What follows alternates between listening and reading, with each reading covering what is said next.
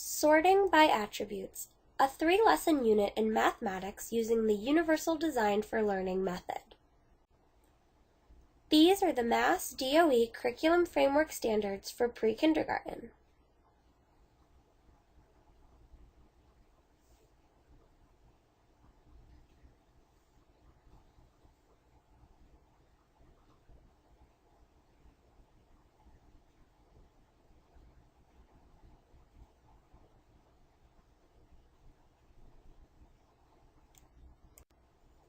Summary of students, learning styles, and multiple intelligences.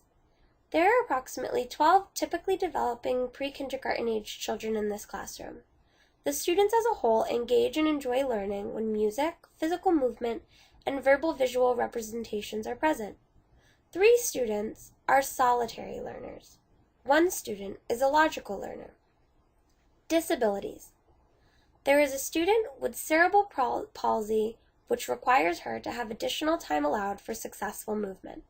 There is also a student who is diagnosed with ADHD. Level. In this school, we use the response to intervention tiered instruction model. 8 of the 12 students are receiving Tiers 1 and 2 supports. 4 of the students are receiving Tier 3 supports. Lesson 1. Introduction to Attributes. This unit is designed for pre-kindergarten age students, and all of the lessons follow the I do, you do, we do model of guided practice. Lesson description. Introduce the term attribute and describe objects using their attributes. Lesson goals. Students will be able to define the term attributes. Students will be able to describe an object by at least one attribute. Introduction. Highlight lesson schedule. Check off as you complete each task. Write the term attribute on the chart paper. Ask children what they think they know about the term. Record student responses.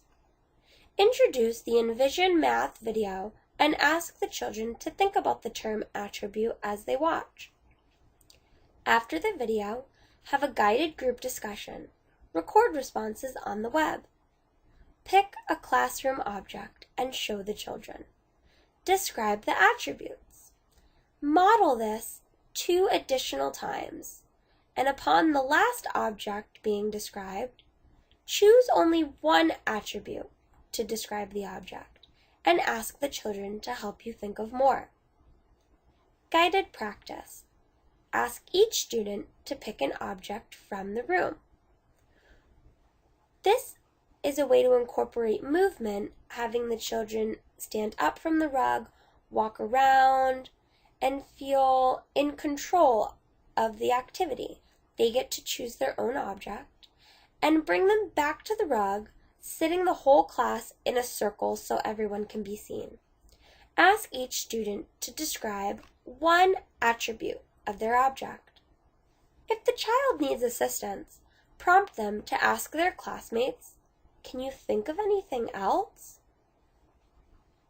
Summary. Show children the attribute song sheet. Sing as a group 2 to 3 times. The attribute song is designed to be sort of like a little jingle to help the students remember the definition of the term attribute. Dismiss the students by attributes.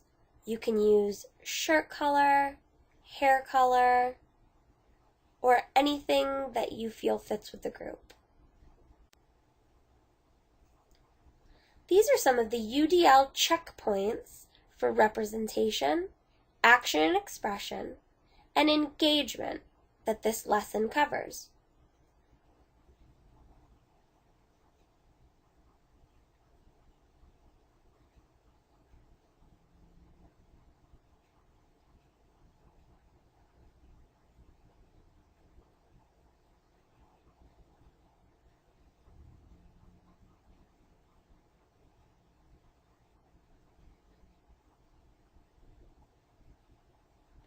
Some of the technology and tools that are available in this lesson are for low-tech devices, the classroom objects that you choose to describe. A high-tech device would be the Envision Math video displayed on the smartboard. Learning tools would be the lesson schedule and the attribute song sheet. Multiple intelligences and learning styles touched in this lesson are musical, bodily kinesthetic, interpersonal, verbal linguistic, logical mathematical, interpersonal, and visual spatial. These are some of the examples of the technology and tools used.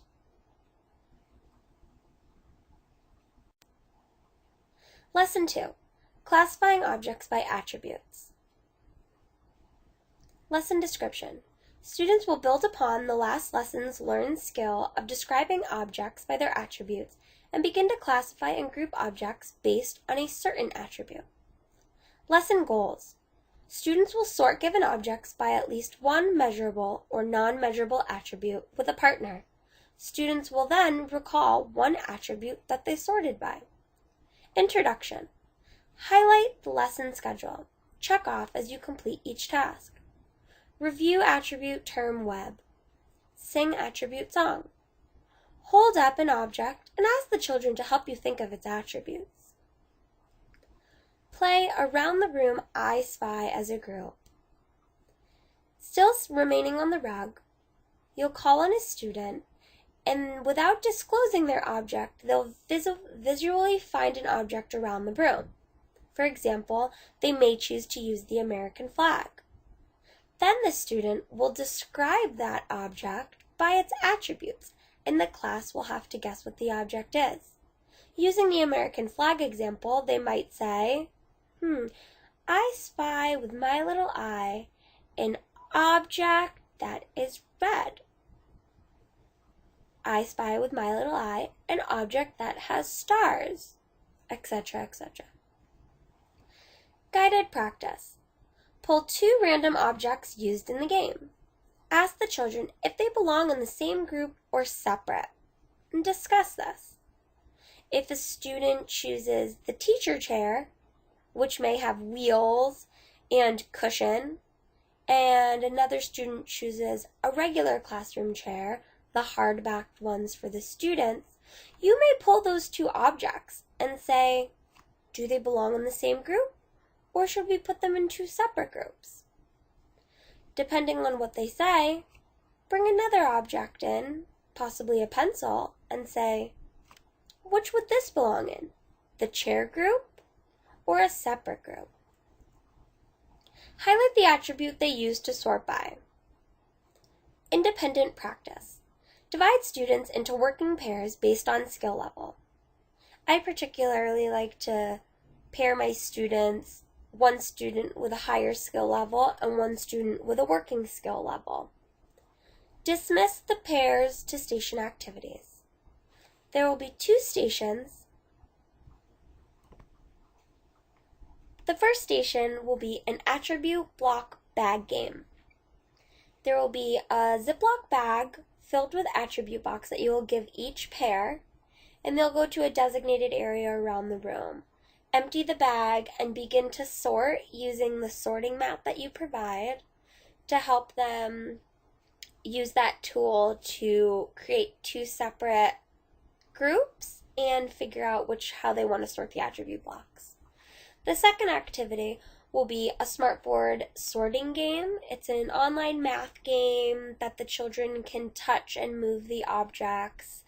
There's a lot of sound that goes with it, and it's an enticing game for young children. Summary. After stations, gather children in a circle on the rug.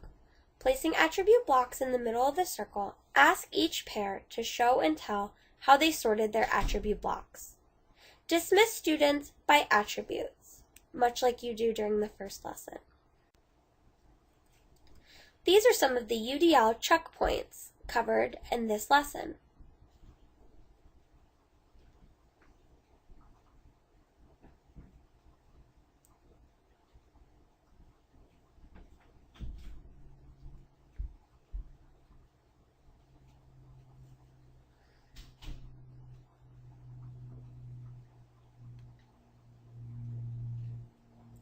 Some of the technology tools used in this lesson.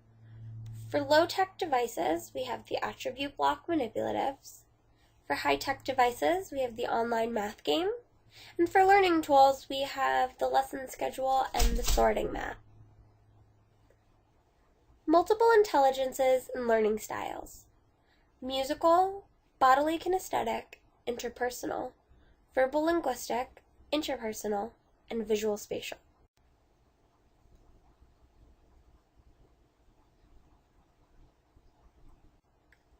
Lesson 3. Show what you know. Lesson description. Students will build upon the last lesson's learned skill of classifying and grouping objects based on a certain attribute, while completing more independent tasks to show their understanding. Lesson goals. Students will sort given objects by at least one measurable attribute or non-measurable attribute independently. Students will recall one attribute that they sorted by. Introduction. Without disclosing to the students what the teacher is doing, sort them into groups on the rug. Have a first row be blonde hair, have a second row be brown hair, have a third row be black hair, for example. When the teacher is finished, ask the children to guess what attribute she sorted by. Ask if they can think of another way to sort. Model or just generate a list. Highlight the lesson schedule. Check off as you complete each task. Explain the stations of the day to the students. One station will be the attribute block bag game from the previous day's lesson. Station 2 will be a math journal activity. Station 3 will be the smartboard game from the previous day's lesson. And table 4 will be the teacher table. Independent practice. Station rotations.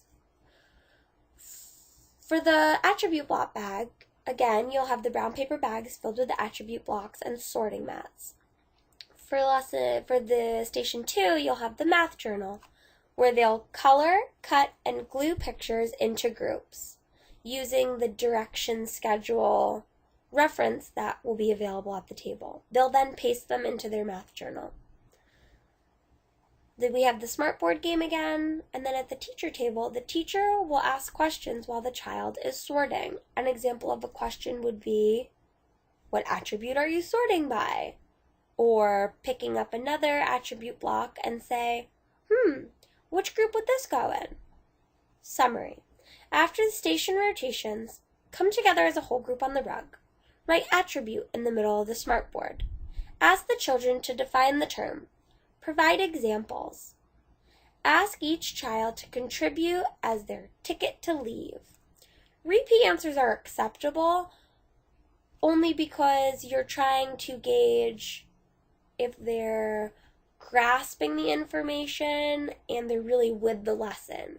So if they're repeating answers that other students have mentioned, that's okay because at least they're involved with the lesson.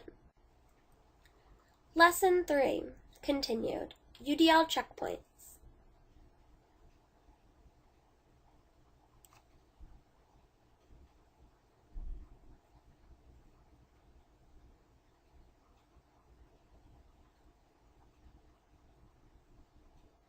Technology and tools.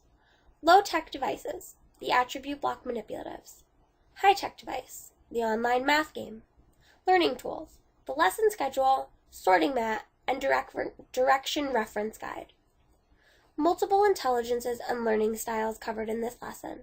Bodily kinesthetic, interpersonal, verbal linguistic, intrapersonal, visual spatial.